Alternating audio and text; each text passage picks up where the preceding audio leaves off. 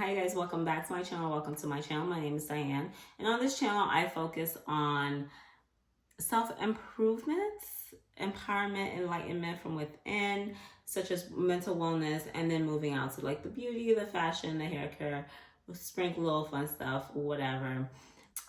Today's video.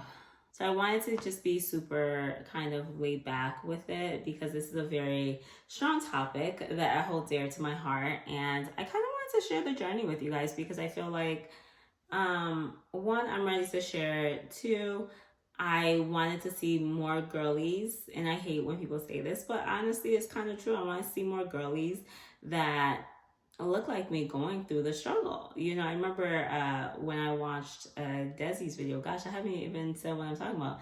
I'm talking about my IVF journey.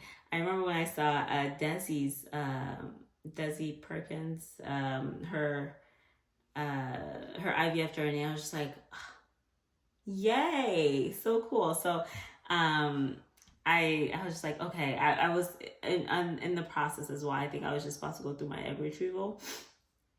So I was like, okay, she got it. She can do it. She got pregnant. Like, it's going to happen for me, and I'm going to get pregnant too. Like, I know it is. Like, it has to, right? Not that it has to because, you know, for any particular reason, but just like, man, please work, right? So before I take you back to kind of where I ended up, I'll take you to the beginning, right? So my fertility journey started almost a decade ago. It wasn't very consistent, I want to say. I feel like when I was all in, my husband wasn't, and he had a lot of things going on with himself, and so it was kind of like, ugh, killed me, that I was just kind of going through everything by myself. So prior to, I am diagnosed with, I do have PCOS, and that it has been our only issue. And because there are so many different symptoms for PCOS, mine vary from just like the excessive hair growth, like on like my inner thighs, sorry if TMI, and I have anovulatory cycles, right? So I don't ovulate, my eggs do not mature to the correct size that it would need to for it to be released and fertilized and implanted. So that is a huge thing for fertility, right? Right. So I was put on Provera to get my cycle, and then from there I would get my cycle, and then they would put me on Clomid. I think I've done several rounds of Clomid. It's not bad. My problem with Clomid is that it get really, really hot, like sweaty hot, right? And also with the Clomid, I was able to feel like the ovulation, like it would be something that just catches me, and it's like, whew, okay. And I don't know if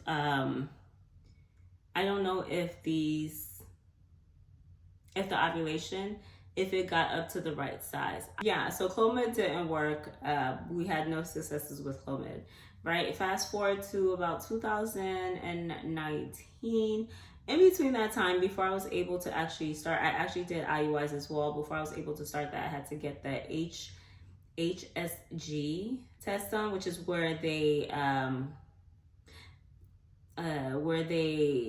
you go to radiology, or even your clinic will do it, and they essentially put, you know, a needle in there, a balloon to keep it open, and then they'll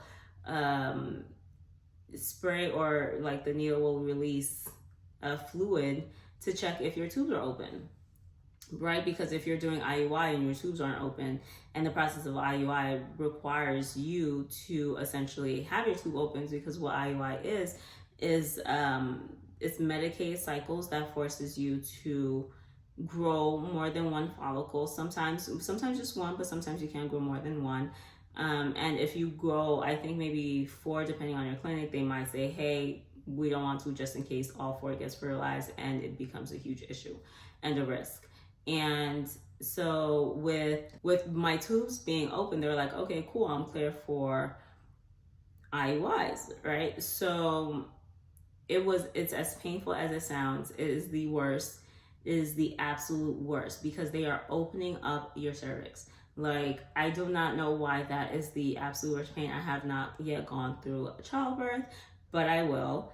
Um, so yeah, it's very intense. And so with that being said, okay, and so with the IUIs, right? I told you it's the medicated cycles, and the first cycle, it was very interesting because when we were doing the IVF, I really went, me and the doctor were like really eye to eye on everything. I love Dr. Lewis. I not, I like the team there, but Dr. Lewis, he is such a good doctor, and he's a Black doctor, and a male doctor. And I was just kind of surprised that he was just so caring, because I sometimes find that sometimes male doctors can't necessarily relate and really understand how you're feeling, but he takes kind of all that. He has really great bedside manner. And so, yeah, he did not do my first cycle. It was someone else. And I liked her. Actually, I like her too. If any of those three, because one, Dr. Lewis and the other doctor has great bedside manner. The other one doesn't, but she's so skilled at what she does that I'm just like, whatever. And so, yeah, so when she did my first IUI, I noticed, because once you do your IUI process, right? Once your eggs get to mature enough stage, they'll do a trigger shot and your egg will release. And then you will come back the day before, 24 hours after, like to the T of your transfer. And your partner will give a sample. They'll wash out the sample and take all the live ones, and then they'll just push it up there. That was never painful for me. That was kind of easy, even though they use the clamps to kind of just widen you up. And my first cycle was successful, but it was but she triggered me, which was once again interesting. I had two follicles, one on the left and one on the right, at 15 and 17. And so for me, I feel like I think it was before weekend too, and the clinic closes on the weekend. So I think that by triggering me that soon, my eggs probably got to mature like 2 more millimeters or centimeters, however it goes, to maybe like a 17 and a 19. So I feel like for me, in between the 18 to 20 range are good for me. And so that was successful. But I moved on to IVF, so how could that have been successful? So unfortunately, my tubes were open, right? My right was took more time to push out the fluid than the left. I ended up having an ectopic pregnancy. And it was the scariest thing.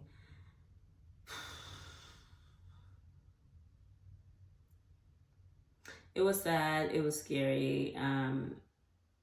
And that's when I met Dr. Lewis on my third visit, because I was telling them like, hey, the blood that I was kind of releasing was black, and they're like, oh, it's fine, it's kind of part of pregnancy.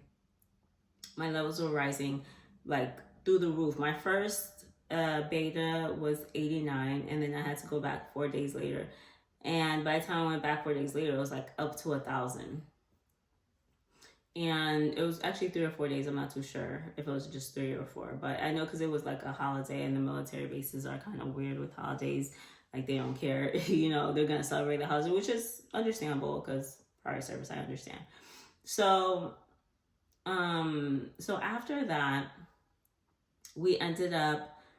That's like I said. That's how I met Dr. Lewis. He was like, he did my final ultrasound. I was like, I don't see anything, and you're about 6 weeks, so I should be able to see something in your uterus. And I was on my way out of the clinic, like I was just so bummed out, and I got a call from him, and he was like, hey, listen, I need you to come back because I don't feel comfortable with allowing you to leave the hospital right now, because I said I was gonna come back in a week, and thank God I didn't, right?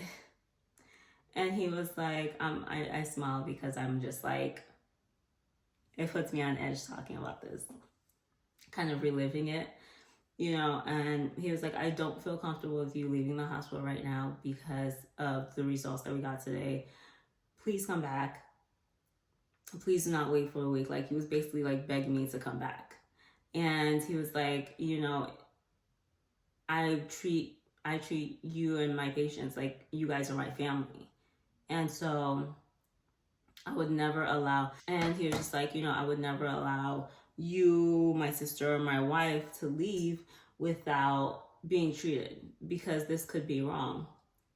And no, he couldn't find it in my tube. So that same day, I got the methotrexate shot, and they said that, you know, and I had to go back either 2 days later or whenever to go check my betas, that it will rise significantly, but then it'll begin to drop.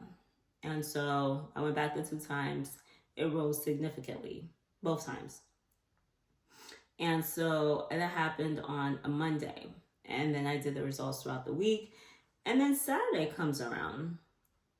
And Saturday, mind you guys, this is my first pregnancy. This is the first time I've ever seen a positive pregnancy test. First time for everything.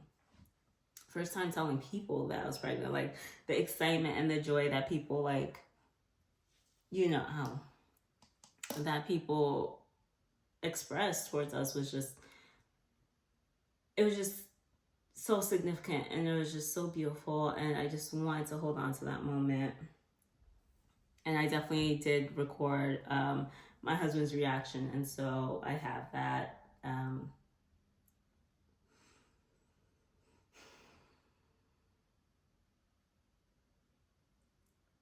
Anyways, so when so by that Saturday, by the time Saturday rolls around, it was like 5 o'clock in the morning.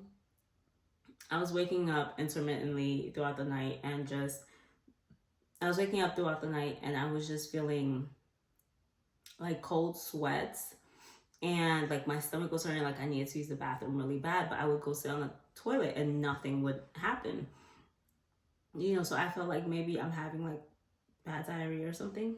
Okay, so by the time I made it to the clinic, I don't know if the hospital that was closer to my house, I don't know if they had just a better sonogram machine.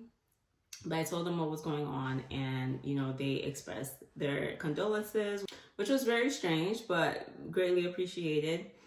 And not strange because, like, I'm not used to people being nice, but it was just like, I've never been in a situation like that. So after they took me to the ultrasound, they were able to see, in fact, the baby was in the tube, and the baby had developed a heartbeat, and the heartbeat was still beating pretty strong.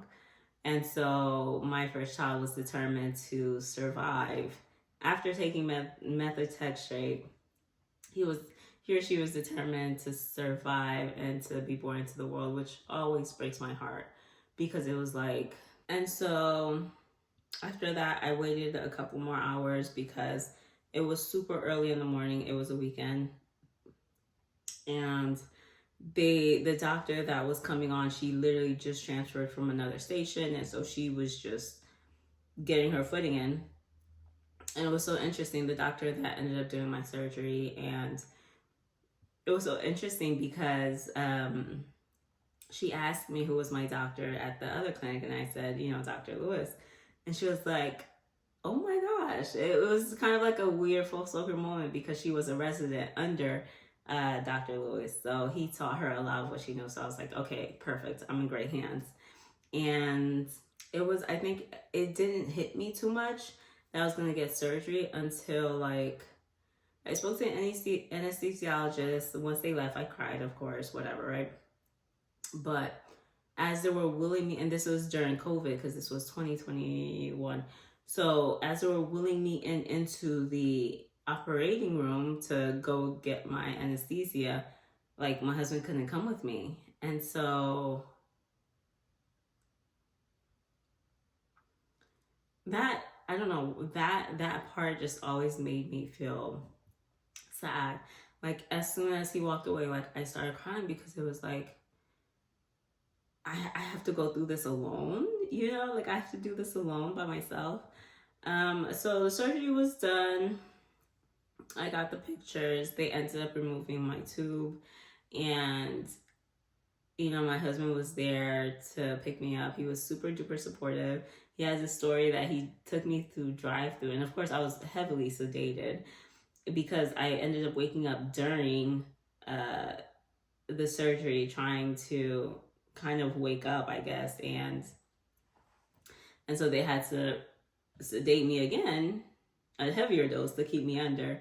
And once I kind of came to just kind of halfway, definitely dazed, I overhear the nurse talking to my husband, telling him, you know, whatever. But then she was also like, hey, if she doesn't fully wake up to eat something real quick, we're gonna have to keep her. And I was just like, give me food, you know. So I had some crackers and juice. I was so hungry. Mind you, I've been there since like I didn't eat since 10 or 9 o'clock the night before. So I was definitely hungry. And by this time, it was like later into the afternoon. And so we had eaten McDonald's sometime this week. And I was just like, do you want to eat anything? I was like, yeah, just take me to McDonald's. And my husband always tells me the story of like how he was getting the order from the lady, and the lady kind of looks over at me. Mind you, I'm heavily sedated, looking absolutely crazy because I just got a surgery. And she kind of gives him this dirty look, like, really?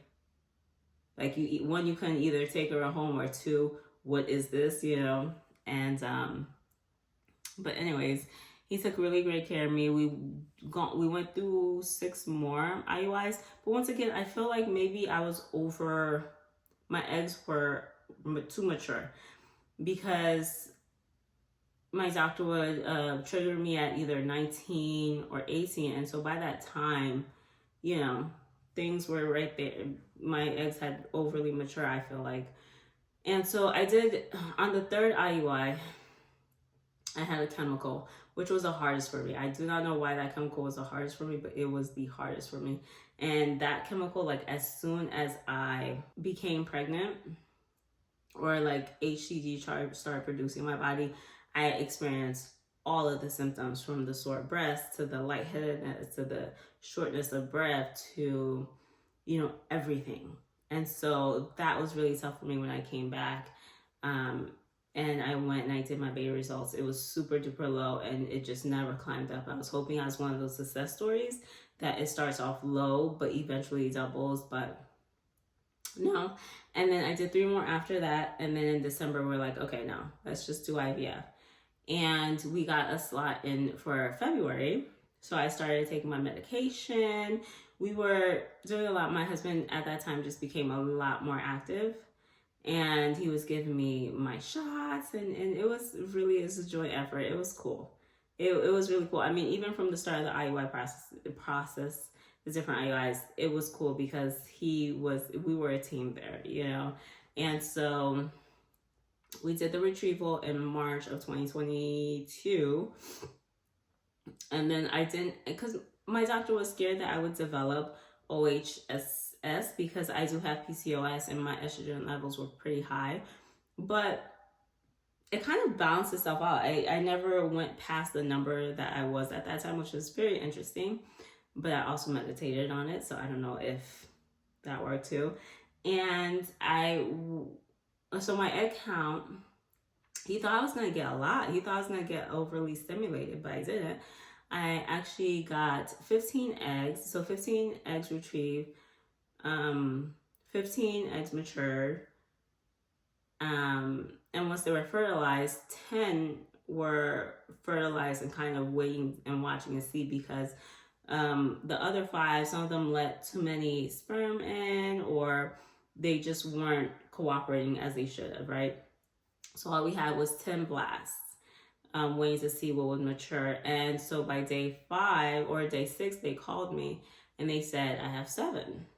I have 7 mature, 7 day 5 blasts. And I was just like, cool, like it's a lot of freaking opportunities.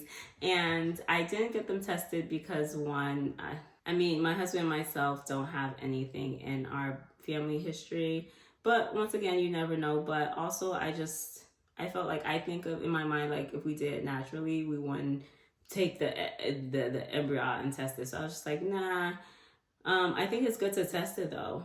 So please, if you're a tester, please test. I'm not here to judge. So I did my first transfer in June of 2022, like the last day of June, because I remember I got my positive July 5th, because I remember my husband's sister came to visit. And I was just like, oh, like I was so depressed when I didn't see anything on the pregnancy test. But then it started to get a little lighter, or a little darker, excuse me. Okay. And unfortunately, that ended up in a miscarriage. Like the baby started out with a heartbeat, but the heartbeat was pretty low. And then by the time we came back for the next scan, I kind of knew it, you know, in my heart, which is probably, maybe I caused that, maybe I didn't keep the right energy. And no, I'm not blaming myself, but I'm just saying, I felt like I just gave up. I didn't feel like I fought for my kid. And so, yeah, we ended up having to, there was no heartbeat. I stopped taking the medication. And it was the strangest thing. The baby just passed on its own. Like I was supposed to get the surgery to get it removed, because they said it can stay in there for 2 weeks or whatever. So I was scheduled to get the exam done, or the procedure done, on Wednesday. And by the time Tuesday rolled around, I actually started bleeding. And everything kind of came out. When I went to the doctor close to me, the hospital closer to me, the doctor, she tried to take kind of like pieces to try to see if we could test it, just to make sure if there was any abnormalities with the embryo itself. I think there was a lot of my own tissue in there, so they couldn't get a conclusive result. But from what they did get, once again, I don't know if it's just from the baby or what, but the baby was a normal pregnancy. And I don't mean by normal as if abnormal is bad, but just like there was nothing abnormal about the embryo. And so I was like, okay, that hit me hard too. Honestly, every loss has hit me hard, but I feel like with the losses, it just intensifies. And so I was like, no. I was like, okay, what are we gonna do next? I cried about it a lot, and I let myself go. I let myself be angry. I let myself be not so militant about, oh, what am I doing next? But I allowed myself to feel my feelings. I was seeing a therapist at the time, which was great. And then we discussed like, when will I be able to do it? And so she was like, when I called the reproductive clinic, she was like, well, we have an opening in November, because they do it every 3 months, I think, or something like that. So we have an opening in November, but you have to do this, that, and the third, and you have to call me in order to get the slot. So I was running around doing everything. And then when I called her, she was like, I am so sorry, but we are so booked up. And I was like, oh. And she was like, we can transfer you in January. We can put you on that schedule. And I was like, all right, you know what? If this is what God's want, if this is what's in the cards for me, then we'll just do that. But if anything opens up in November, please just let me know. She's like, of course. She calls me the next day and she was like, hey, another client canceled. Would you want to take like the other client's schedule? And I was like, yeah, of course. Sign me up, sign me in. I did everything already. I don't need to do anything else. And so we did before every transfer, before my 2 transfers, I had to do an SIS. So I did that. They thought they saw something, some sort of a polyp. That's the word I'm looking for. They thought they saw a polyp, so I had to go get that removed.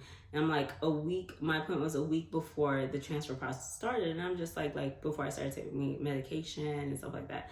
I'm like, oh my gosh, I hope this doesn't ruin anything.